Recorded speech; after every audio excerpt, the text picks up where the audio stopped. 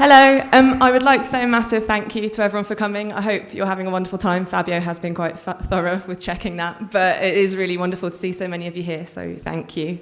A couple of you are aware of the fact I'm struggling to write poems at the moment that don't have poultry in them.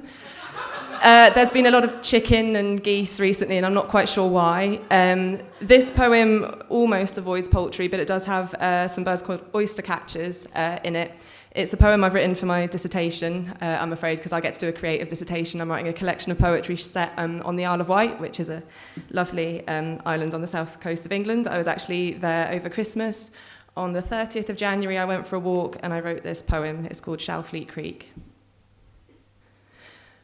There was ice underfoot, and the mist overhead slung low like a cold, wet cobweb.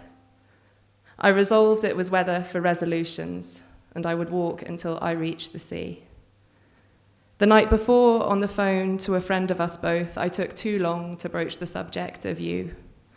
Her response was a snapped branch sending oyster catchers flying. Their dangle-prong feet skimmed the top of the tide.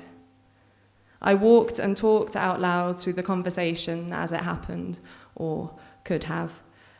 Dog walkers must have thought I was mad or using my phone hands-free. She told me to put my feelings first for a change. I started by putting my best foot forward. I do not have a best foot. I am not a good dancer. I find it hard to know how to play hard to get, and that's easy for me to say. I stumbled twice on the sentence, and once on a stone, the oyster catchers were off again. The scout camp rope swing hung like a noose, and I delighted in the bonfire gloom.